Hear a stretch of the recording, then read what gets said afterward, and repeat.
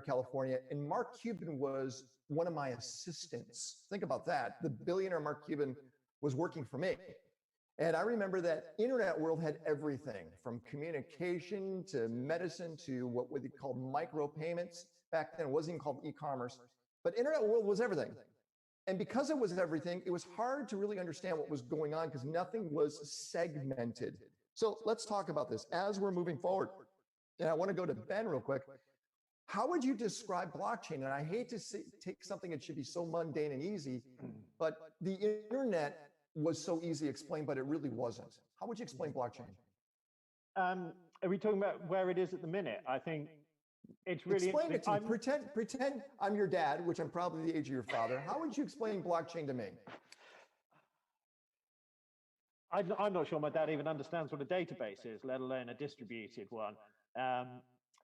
So I think at the minute it is effectively a way of generating consensus, which is the key thing we keep talking about.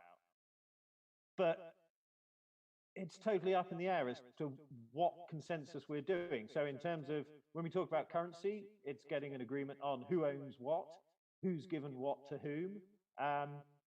Where I'm interested in looking at the supply chain and trade flows, it's a question of being able to Ben. If I was your father, you would have just lost me. Tony, please pretend you are going to explain blockchain to me. How would you explain it?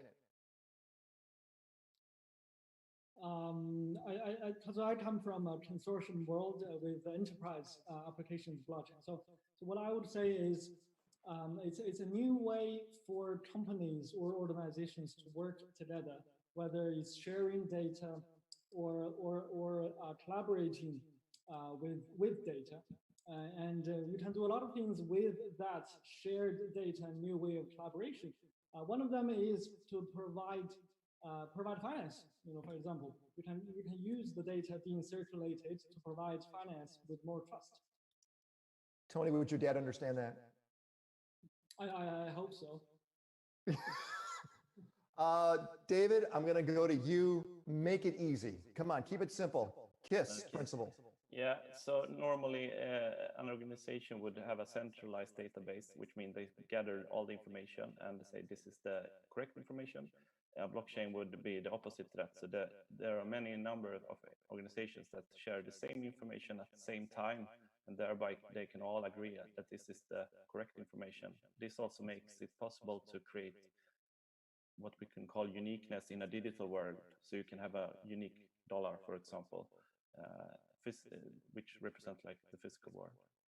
David, no, come on, your dad would not have understood it. Isn't it just simple? It's a global database that you can't change, you can only add to, and it's completely, in most cases, transparent to everybody. I mean, it's really, it's a database, guys. We're looking at a global database that, you're giving me a look, Ben. Yeah, my dad still doesn't know what a database is. No. But I think one of the key pieces is the lack of the teacher when I explain it to kids or try and explain to my children. When you talk about the agreement, it is that lack of somebody controlling and centralizing it. It's the way for them to agree on some truth. So, by the way, the last poll we just asked is, have you implemented blockchain? And 43% say no, but I'm investigating the possibilities. I think one of our biggest problems is we have not really created the message properly. So the message, email at one point in time, I'm not kidding, guys, in the 90s, again, since I'm old, was really hard to understand. People go, what are you talking about? And now email, everyone knows what that is, or instant messaging. Blockchain, where we're at right now, no one has come up with a simple way to make it so it's understandable. And that's probably one of our biggest issues, because everyone thinks it's cryptocurrency, and it's not. It's a component. And I'm just wondering, how do we get around that? How do we start really having better marketing? Go ahead, Ben. I see you're ready. You're leaning in. You have a solution. What is it? No. I mean, I think the difficulty is the applications, that the maths is fantastic. As an ex-mathematician, I love the maths of blockchain. I think it's a really elegant, powerful solution. But I'm in a minority of one, by the looks of the other faces in this panel. But the interest is the application. and you've got to Well, get of the that people, killer application. of all the Email people that are application using, was I could chat to my friends at other universities. Got it. yeah, I but want to I'm gonna challenge you on something real quick, and that is I have not, and maybe you guys can tell us, maybe David, Tony, you've seen this, Ben, where has blockchain become revolutionary, not evolutionary, because if you look at evolutionary, you know, that's Windows 95, Windows 2000. I mean, there's a succession where revolutionary was the iPhone. Where do we see blockchain being revolutionary? That's what I want to know. Tony, have you seen revolutionary, not evolutionary? I mean, the cryptocurrencies are pretty interesting, but from the enterprise world, the consortium world, I think there's one thing that we did was pretty good. Not sure if it's revolutionary. Is that we've built this cross-border payment corridor that's real time. It's completely free and only takes 3 seconds for the fund to arrive. I mean, it's still old money arriving, and in that part is not revolutionary, but being real time and free, I think that does rock the traditional financial world a little bit. Okay. Okay. Another poll is this. How are you using blockchain in your organization? So many of you are investigating it, but how many of you how are you implementing it? So let's launch that poll and let's get a sample of this. We have a lot of questions that are popping up, and I could see this in the chat. Please doing this. Please continue doing it. People are saying what's revolutionary is logistics, is transparency and trust. I still think, everyone, that this is evolutionary, not revolutionary. And I really want to challenge that, because I think right now in the world, we're looking for revolutionary. We're looking for the next iPhone. We're looking at something to back, because the internet hasn't had anything that's revolutionary in a long time. You know, I would say Slack may have been revolutionary. I would say instant messaging was revolutionary, not just evolutionary. So I'm waiting for that, because I think that's where more adoption is going to take place. Our poll numbers are coming out right now, if you want to share those. And it shows that about 30% say we are looking at implementing blockchain. Again, people are kind of staying passive. They're sitting in the back waiting to jump in. David, give me a reason why I need the blockchain right now. Give me a reason. Yeah, I'm not sure that you do. I mean, it depends really. And I think, I mean, one of your questions here is to explain it. I mean, do I need to understand how internet works to use email? I pretty much don't. Email is a service based on like any foundational infrastructure. And I think the blockchain can serve that purpose in many ways. For instance, I don't need to know that the supply chain was that I can view the supply chain in real time as a normal person. I just need to know that I can trust the information that comes out of it.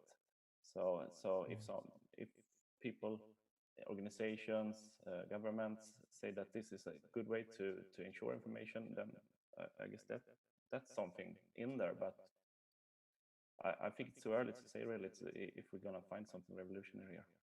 But as a fellow oldie, I can real say quick, that John Hancock is saying, David, real quick, Ben, I'm looking at the chat. Let's see, it was, oh man, the names are flying through. It says, Ben is speaking the truth.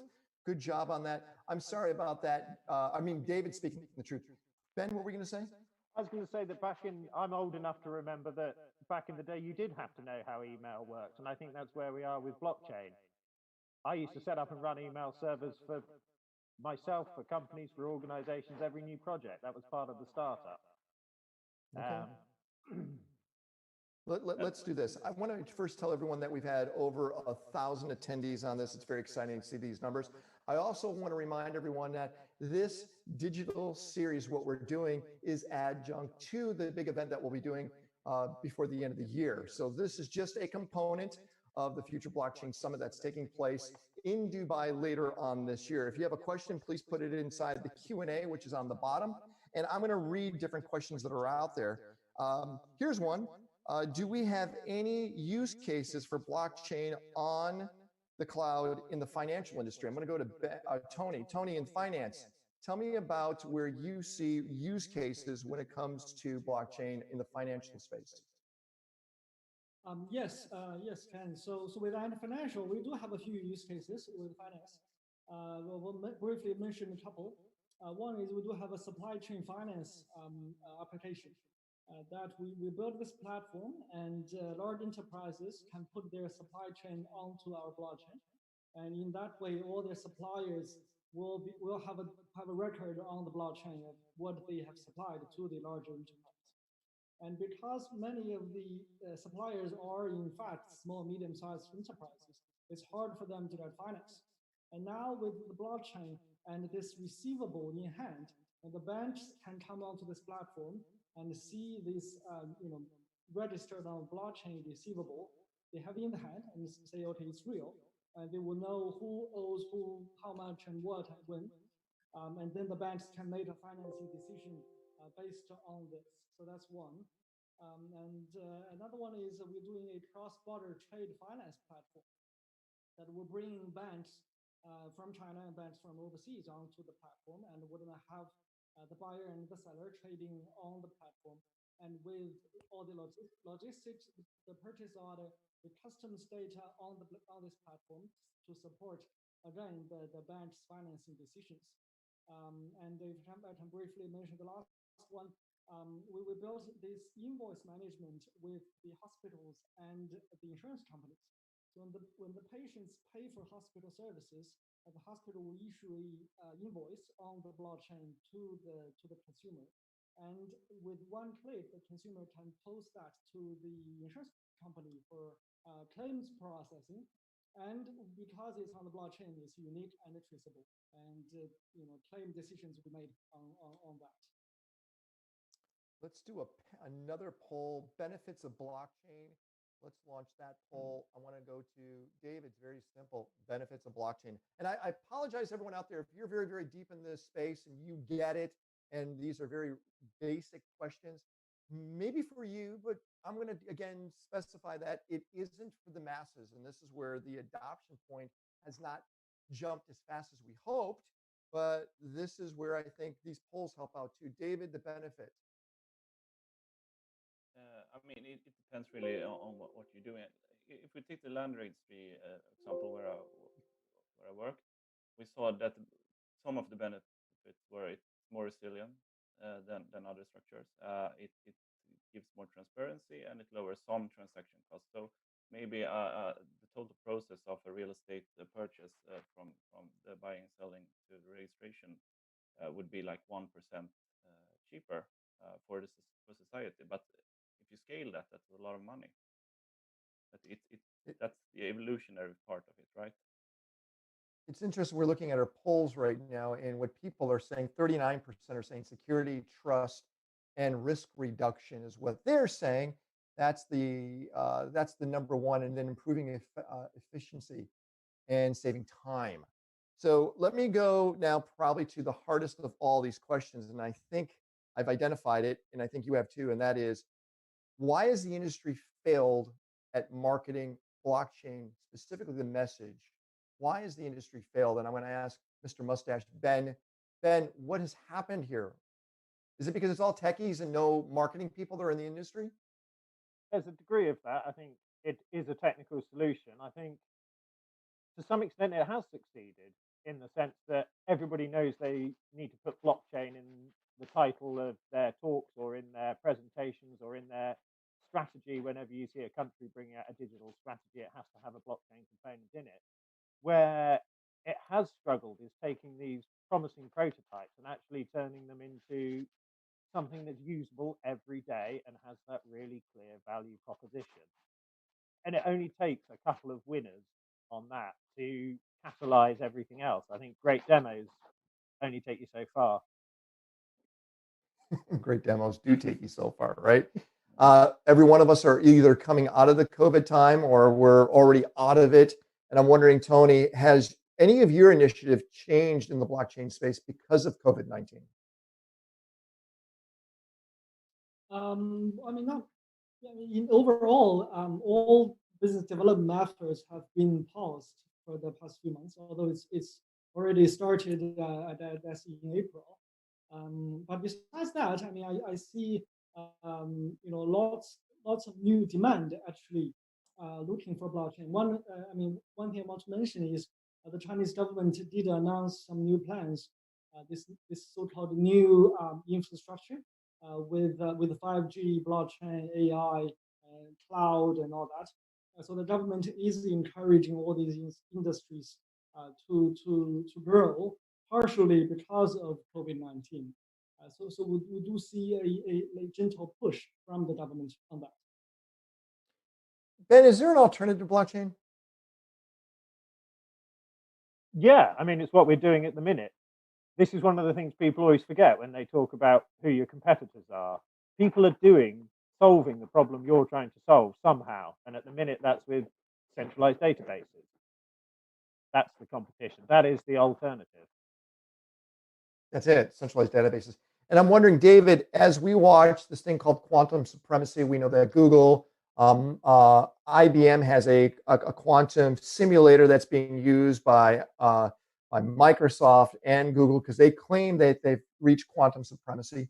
Should we worry about anything in the blockchain space being cracked by quantum? Yeah, I mean, probably Ben is the right person here, but as far as I can understand it, everything is going to be cracked by quantum in time. So probably, yeah, but then again, we probably could upgrade the defense mechanisms also. I mean, just want to back a bit to a previous question that you said, and you said that the blockchain has kind of failed, or that the promise has failed. Marketing has failed. Marketing, yeah, maybe marketing, but not so much. I think 2 years ago, I was kind of negative on the outlook because I saw a lot of demos and no one's doing anything. But now I think that there are a lot of things happening. In the EU, we have the European Blockchain Service Infrastructure, which is running now. So most countries has a node, so it works. It's still in a test environment, but it works. The Swedish Central Bank has a blockchain pilot now doing the Corona. So it's there, but it's happening under the hood, and I think that's one part of blockchain. It's hard to understand for most people, and I don't think when we're going to see the applications, we're not going to think of them as a blockchain application. I like how you said Ben's the one who could answer it, but you certainly did. Ben, do you agree with what David said? Yeah, I do to some extent. As we know with securing blockchains, it's a question of resources in most cases, and I think the quantum supremacy will tip the balance of those resources, but there's nothing to say that by increasing the size of your keys, the different proof of works, that you can't keep up to date with it in some sense. And I did a PhD in quantum computing 20 years ago and have been expecting it to be just around the corner every year since. So maybe next year. Well, maybe next year. I mean, I don't think there's even a good operating system yet on quantum side. I'm going to ask this question to Tony, but I'm also going to do a poll at the same time. What do you think the most significant use case for blockchain will be within the next 5 years? So let's launch poll number 7. As we launch that, can you help us out with that, Tony? Where do you, over the next 5 years, kind of project what will be the next big use cases? I think I will mention a few that I think will be pretty big in the next 5 years. I think finance will be definitely one, and specifically supply chain and trade finance, because there are many parties involved in the process, and there's a lack of trust and transparency, and the processes of supply chain finance and trade finance are very still paper-based and manual. Unlike many other aspects of finance have been digitized. So I think that's one. And also in terms of public service, central bank digital currency, I do think that will be one of the biggest for the next few years. I think you've heard that China has plans, and many other countries do have plans around that. And I guess the last thing I will mention is in terms of retail or say supply chain. It's the traceability of things with the combination of IoT and other sorts of technologies combined. I think that will revolutionize the retail world, and Alibaba is certainly interested in that. Oh, and the last thing is the work with data. how organizations cooperate with, collaborate with data will be revolutionized in the next few years as well, because many regulations prohibit organizations share data, and we do see new ways that blockchain will change that. You looked at our poll, I guess, because it looks like the audience says the same thing. It came out to be a tie at 23%, and it is trade and cross-border transactions and payments, supply chain transparency, and digital currency. Tony, did you buy any Bitcoin? I used to have some Bitcoin, yes. You used to have some Bitcoin. Okay. David, you got some Bitcoin? No? Ben, with that mustache, you must have tons of it. I'm right? Come on, Ben. You got some Bitcoin? No. No. All right. You should. The happening's happening tomorrow. You should be ready to go on that. So, guys, as we look at where we're at today, right now, if we move forward, who's going to take the bigger initiative to really implement blockchain? Will it be the corporate space, or will it be the government space? Ben, what do you think? I think probably the corporate space, to be honest. I think in terms of, certainly in my piece, in terms of the supply chain, we're seeing it at the minute in sort of high value commodities, and the value through the whole supply chain as a multinational piece is more suited in a lot of ways to companies rather than government. And I'm looking at the chat. People are saying it should be government. It should be government. And David, you're a government entity. What do you think? Is it going to be government that's going to really accelerate the implementation, or is it going to be corporate? I think it's going to be both. That's one thing with blockchain. I mean, it helps when you're more involved. And as far as in what I can see in Europe, we do see that there's a great involvement between private and public. So all the good initiatives that has actually become anything, it comes from private and public cooperation. You feel the same thing, Tony? Is it going to be government or private? I think in China, the government will be one of the largest buyers of blockchain solutions. Some questions that are popping up. Nasir says one of the main issues is regulators being wary of blockchain in general. What do you think about that, and how can we overcome that? So it's more of being awkward or uncomfortable about it. Thank you, Nasir. What do you think, Ben? I think David should answer this. Like I got the. Yeah, but David answered. He even said, even though he said you should answer it. David, what do you think? They need to learn the maths, like they need to learn the health. Yeah, we can get people like Ben to tell us the math, and then we write the laws, right? So yeah, I think it. A lot of governments now have blockchain strategies. They are aware of it, the technique, and what can be done with it. It's just a matter of time. Let's do another quick poll, and that is, since we're talking about there will be a transformation in the next 5 years, what sector do you think will be the biggest user of blockchain in the next 5 years? 5 years is far out, but let's use this as a good poll to see what you think. Let's launch that poll and get an idea where we're at, okay?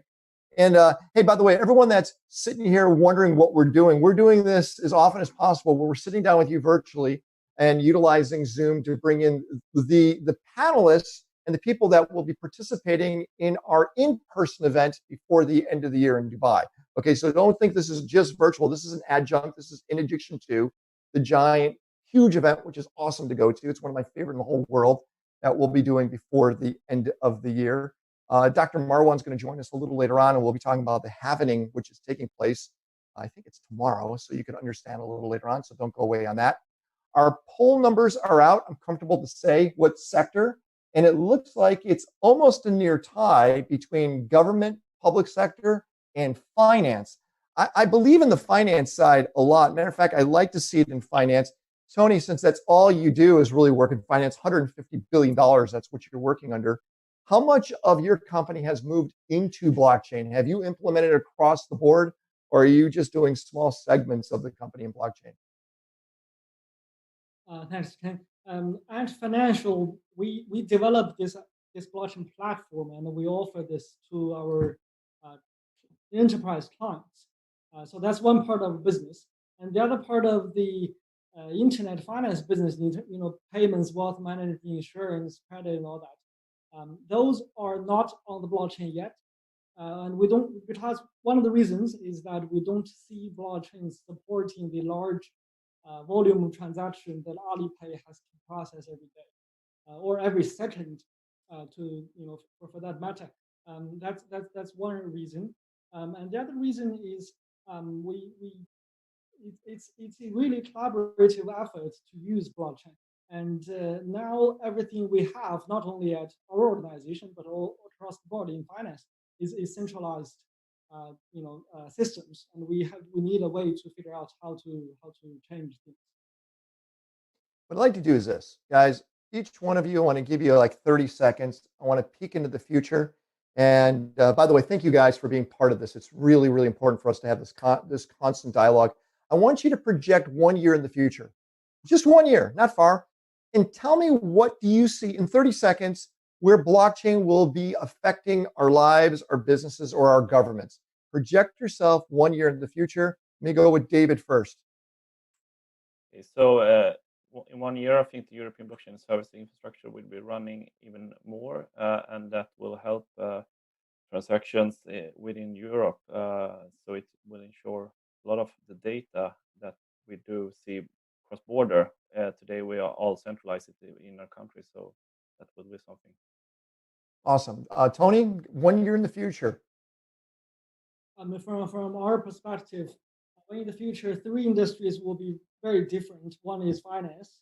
We do see a lot of different applications in that. The other one is government, public services, like Dubai. We think China will be moving towards that direction. And third is retail, and that will change a lot of how marketing is done, how traceability is done. And of course, Mustache Ben, what do you got? Yeah, I think from a supply chain traceability, and picking up on Tony's comments on retail, I think trying to see one of these current prototypes that actually makes it into something that my dad has heard of would be a decent goal. Yes. Over the first year. And I think from my perspective, it's tying the digital to the physical, so that when somebody claims they produced for the whole supply, that will mean that the supply that will be cut down in half as well. So the effect of that is usually see in the chart historically is not an immediate surge, but an eventual surge. And even though the chart looks like a small chart, but this is actually a dynamic chart. And not only that, To mine at Bitcoin, we kind of saw this over the last couple of months. It's about $5,000. We Yes. know once it dips, because we look at energy and what it takes to actually mine. We saw once it dipped below the $5,000 mark, miners actually start Bitcoin because it was cheaper to buy it than actually mine it. Yeah, Because so- that 5,000. So how does that change moving forward? So that changes. Look, there's no such thing as a true market, and it is always based on on fundamentals. In the blockchain, there's no fundamentals other than things like scarcity. So the perceived value